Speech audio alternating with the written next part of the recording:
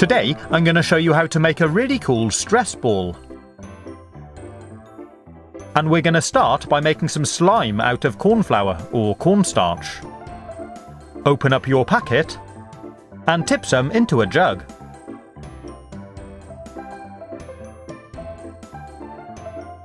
Then slowly add some water and mix it in with your hand. It absorbs the water really quickly, so keep adding some more until you can mix it into a nice slimy consistency, like this.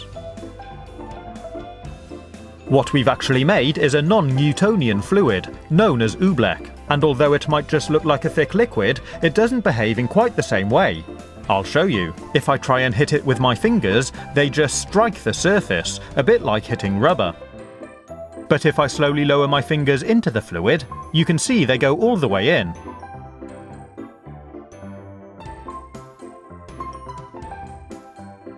And if I try and pick up a handful, I can actually mould it with my fingers. But the moment I stop, it returns to a fluid and runs through my fingers.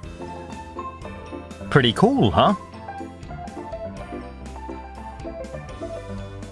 It's great fun to play with, and it's perfect for making stress balls out of, but it can be a bit messy.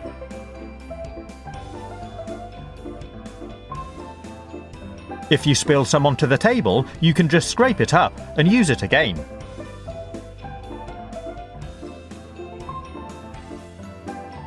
To make our stress balls, we're going to pour some into a balloon. And I found the easiest way is to first pour the mixture into a plastic bottle. If you try tipping it straight into a balloon, it gets very messy.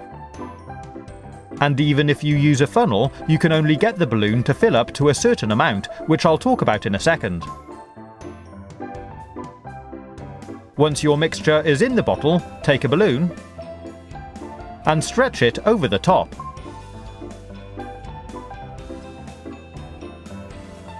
Then slowly start tipping the oobleck out of the bottle and into the balloon.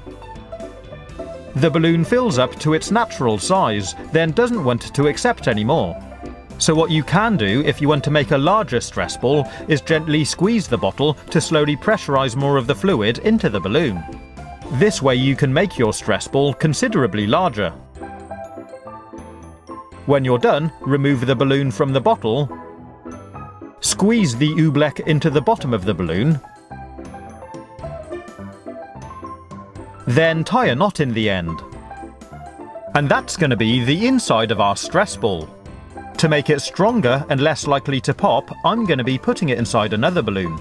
But instead of using a standard colour balloon, I'm going to use a marble patterned balloon to make our stress ball look that little bit more interesting.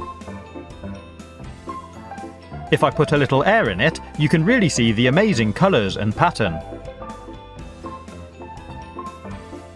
Use some scissors to cut the end off the balloon, and we'll be stretching the balloon open to go around the yellow one.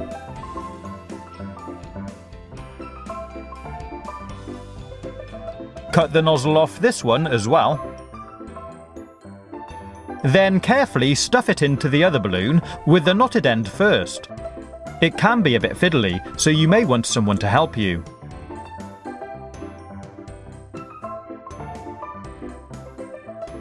And when it's in, it should look like this. Pretty cool, huh? You can see the yellow balloon on the inside, so if you like, you can tie a knot in the outer balloon as well. If you don't, you might find the balloon starts bulging out through the hole when you squeeze it, but I quite like that, so I decided to leave it as it is.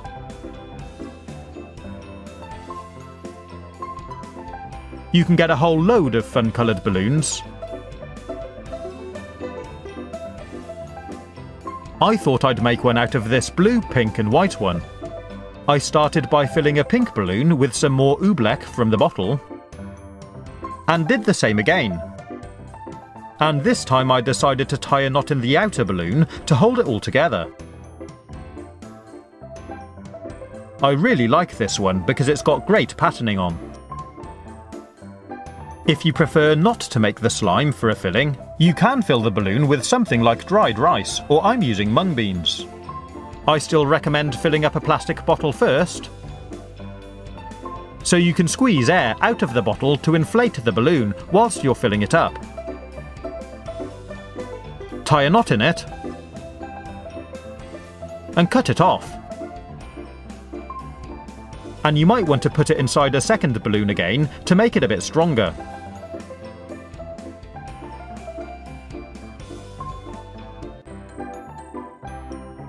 These stress balls are really good fun to make and play with.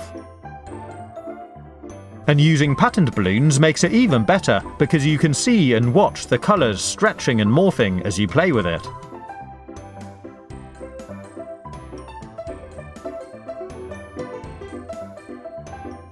If you leave them sat still for too long, you might find the mixture inside start separating a little. But if you keep playing with it slowly, you should find it goes back to normal.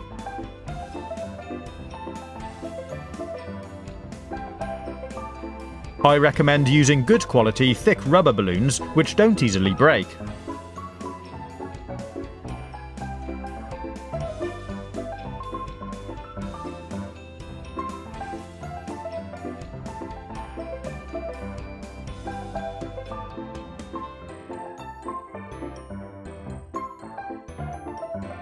If you've got any oobleck left over, make sure you don't tip it down the drain because it could block them up, so throw it out with the rubbish. I hope you've enjoyed watching this video. If you want to see any more, like how to make this really fun magnetic slime, you can click on the links on the right hand side or take a look at my YouTube channel page. Stay safe, have fun, and as always, thanks for watching.